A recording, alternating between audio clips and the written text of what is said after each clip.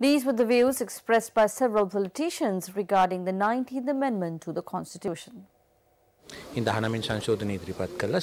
presented the 19th Amendment in Parliament, took the matter to the Supreme Court and obtained a two-thirds majority. We can see all the secretaries to the ministries, state employees are executing their duties without any fear. Therefore, there was a huge change in terms of democracy within the country. Apart from carrying forward this change and further strengthening it, there is no need to step back.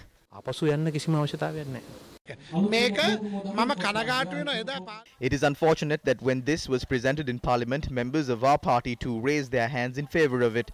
Democracy was not established or further strengthened by this. In that sense, elections should have been held in due course. Provincial council elections have been postponed for years. The 19th Amendment to the Constitution was brought to establish commissions. However, this did not happen.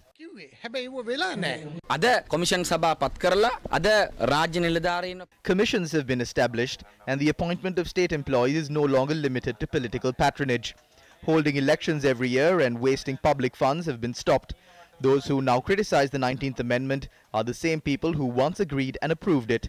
Anyone who dreams of amending the 19th Amendment during the present government's tenure cannot do so, as they require a two-thirds majority.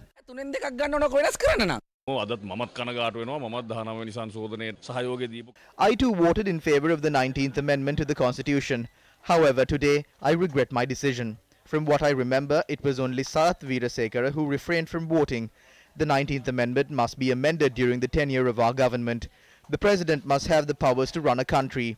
How can the country go forward when his powers are lightened or removed? At present, when the IGP is removed from his position, the matter is taken to courts. If the 19th Amendment aims to reduce the powers of the President, it should be abolished or further amended.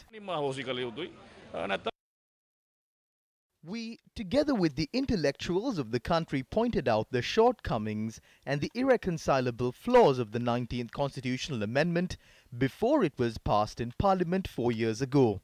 But the politicians who represent us in Parliament clung on to their nadir politics at the time and were therefore blind to the eventual consequences the country will have to face as a result of the 19th Amendment. They voted in favour of the 19th Amendment then, and 4 years later now claim that they are regretting their decision.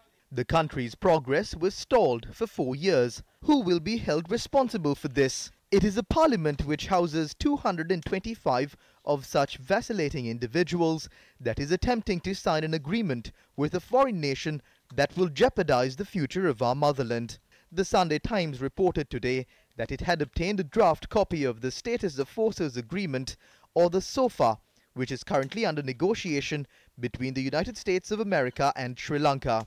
The newspaper says the SOFA draft reveals a number of Washington's demands that would impinge on Sri Lanka's sovereignty. The Sunday Times political editor says that the US is seeking that aircraft and vessels of the US government to be free from boarding and inspection, and that the US wants exemption from license, customs duties, taxes and any other charges within Sri Lanka. The US is also seeking authorizations for its troops to wear uniforms whilst on duty in any part of Sri Lanka, carrying arms and radio communications equipment. The article further says that Washington wants US troops and contractors to be allowed to enter and leave Sri Lanka individually or collectively with the use of only their US identification. This will mean that they will carry no passports or visas.